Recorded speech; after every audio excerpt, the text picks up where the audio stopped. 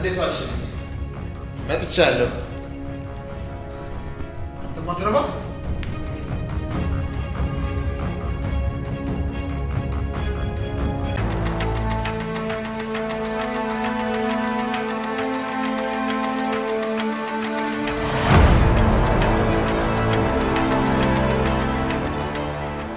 ወጅኒ ድሮም ሲያዝኑላችሁ አትወዱም። የራስ ጉዳይ ነው። የራስ አሳዘነኝ ነው እንጂ ምን አገባኝ?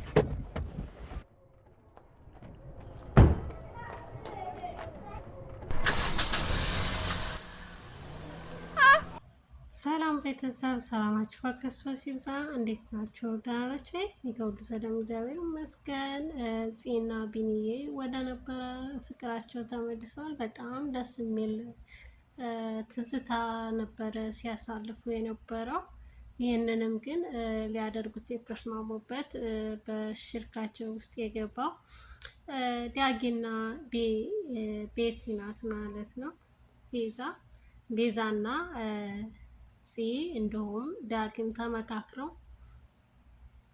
ራሷን እንድታጠፋ ነው በማለት ተደውሎ ማስመሰል ስለነበረባቸው እንደሚወዳት ስለሚያውቁ ፍቅራቸውን ለመመለስ ያደረጉት ዘዴ ነው ማለት ነው። ማንኛውም ሰው ለፍቅር መስዋዕት መክፈል እንደዚህ ነው። ይወደኛል አይወደኝም የሚለውንም እንትን አውቃለች ማለት ነው። እንግዲህ ሁላችሁም እንደምታውቁት ሞዛዛ ደግሞ እንግዲህ ካላስጠጋችሁኝ ከእናንተ ጋር መኖር እፈልጋለሁ በማለት ወደነ ናቲ ይቅርታ ወደነ ጨረቃዬ ቤት ገብቷል ማለት ነው። ፊልም እያዩ ድራማ እንትን እያዩ ነውና የሆነ የኤምቢሲ አክሽን ድራማ እያዩ ውጋው እየተባባሉ እንትን ሲሉ እሷ ግን በጣም ተጨንቃ ነው የምትታየው። በጣም ከፍቷት ነበረ። እንዲገባ አልፈለገችም። ነገር ግን የናቴን ቪዲዮ ስለያዘ በሱ ቪዲዮ እያሽቆጠቆጠ ነው ማለት ነው። እና ፂም ቤዚም እንግዲህ በአዲስ አፍላ ፍቅር ውስጥ እየታየች ነው። እየወደደችው ነው ልጁን። እሱም ይወዳታል። ነገር ግን እሱ ደግሞ ከናታን ስራ ከሽርኩ እናቱ ትሰራለች። ነገር ግን ልጁ አይመለከተውም ማለት ነው። እና ከዚህ ልጅ ራቂ እያለ እያስጠነቀቃት ነው። ነገር ግን እውነታውን አልነገራትም። አሁንም ቢሆን እውነታው ልጁ ከደሙ ንጹህ ነው። ምንም ነገር የሚገናኝበት ነገር የለም። እነሱ ከሚሰሩት ጋር እንትን የላቸውም። ምክንያቱም እናቱ እንጂ ወንጀል እየሰራች ያለችው ልጁ አይሰራም። ራሱን አሳልፎ እስከ መስጠት ድረስ ሞክሯል ማለት ነው። ቤዚ ከቤት ስትወጡ ምንም ነገር ከቤት ስትወጡ ለእኔ ሳትነግሩኝ የትም ቦታ እንዳትሄዱ በማለት ናቲ አስጠንቅቋቸዋል።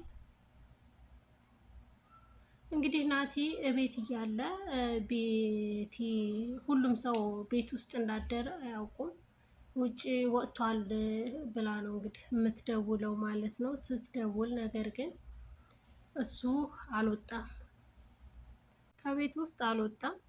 ግን ምንድነው ቤት ነው የሚያድረው። ነገ አድራለሁ በእርግጠኝነት አሁን ስራ አለብኝ ብሎ ነው የወጣው። ይህንንም ያለበት ምክንያት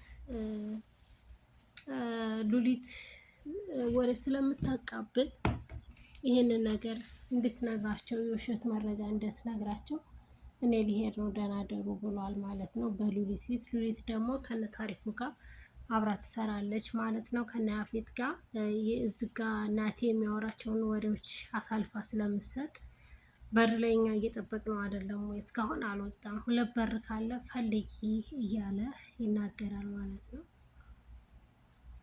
እንግዲህ ናቲ ቋሚ ስራውን ጀምሯል ከኢንስፔክተሮቹ ጋር ማለት ነው። ኢንስፔክተሩና ቢኒያም እየሰራ ነው ያለው። እውነታውን አስረድቶታል፣ እንዴት እንደነበረ በምን ምክንያት እንደተራራቁ ሁሉንም ነገር ለነቢኒ ለነገኒ ሲል ራሱን መስዋዕት አድርጎ እንደማያውቃቸው አልፏቸው እስከ መሄድ ድረስ የደረሰበት ክፍል ነበረ።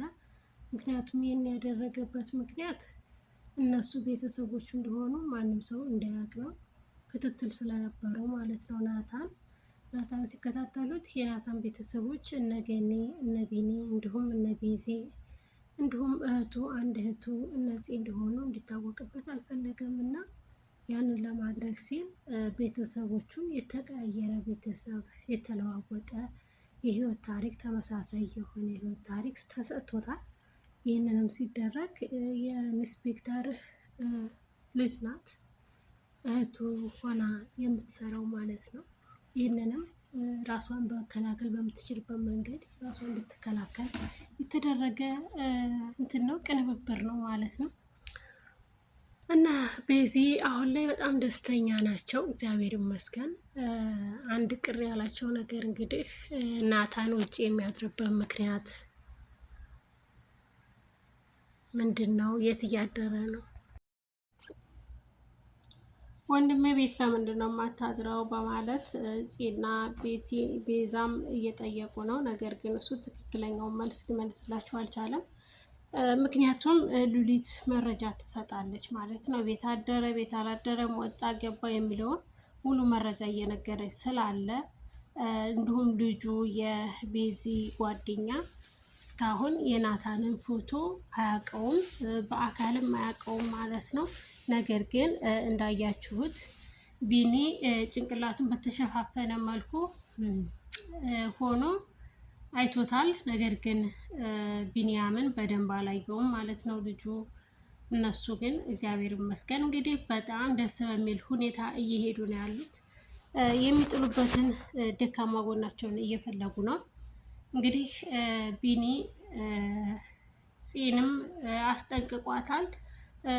ኢንስፔክተሩም በደንብ ነግሮታል ለናታን ማለት ነው። ምንም ነገር ብትቀርባቸው፣ ምንም ነገር ብትወዳቸውም ይህንን ነገር ከኔ ጋር እንደምትሰራ እንዳትነግራቸው፣ ብር የማይቀይረው የለምና ኢንስፔክተሩ ራሱ በእስር ቤት በወንጀለኞች እንትን ጋር በእስር ቤት ውስጥም አለና እሱ ራሱ አንድ ሰው ብቻ ነው እና እኛ ደጋፊ እስካሁን አንድ ሰው አለን በማለት ሲል ምንም ነገር ቢሆን እንዳትነግረው፣ ምክንያቱም ብር የሰውን ልጅ ይገዛልና ይቀይረዋል፣ በብር የማይቀየር የለም፣ ይታለላል።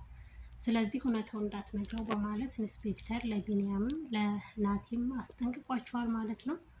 ናቲም አሁን ህገወጥ ስራ እየሰራ ነው። ይህንን የሚያደርገው ለመያዝ በሚመቸው መንገድ መረጃዎች እንዲሰበስብ ነው እና ስሙንም እንግዲህ ቀይሯል ማለት ነው። ናቲ አይደለሁም በማለት ናፊኤል ነው የሚል ስም አዲስ ስም ቅጽል ስም አውጥቷል ማለት ነው። ትርጉሙን ግን እኔንም እንዳትጠይቁኝ በማለት ናቲ ተናግሯል ማለት ነው። ትርጉሙን አያውቀውም። እንግዲህ ቤዚም አሁን ልጁን በጣም ወደዋለች፣ ታፈቅረዋለች ማለት ነው። ነገር ግን እሷ ብዙም ባሳለፈችው የነበረውን የተሰበሩ ነገሮች እየጠገነች ትገኛለች። ለምን እኔ የጎዳኋቸውን መመለስ አለብኝ ብላ ስለምታስብ ማለት ነው። ናታንን ትወደዋለች፣ እሱ አይፈልጋትም እንጂ እሷ እኮ ብትፈልገው እሷ ትፈልገዋለች፣ እሱ ስለማይፈልጋት ነው እንጂ ጥሩ ሰው እንዳትመስልህ፣ ወንድ ልጅ ሲጎዳ ማየት አልፈልግም በማለት ሉሊ ተናግራለች ማለት ነው። ይሄኛው ልጅ ደግሞ የተናገረችውን ሀሳብ እያስታወሰ ነበረ፣ ሀሳብ ውስጥ ገብቷል ማለት ነው። ይህንን የሚያለው ጥርጣሬ እያደረበት ነው።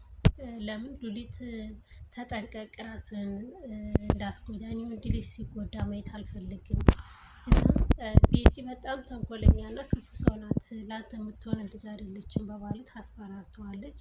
ያንን ፍራቻ ግን ልጁ ጥርጣሬ አድሮበታል።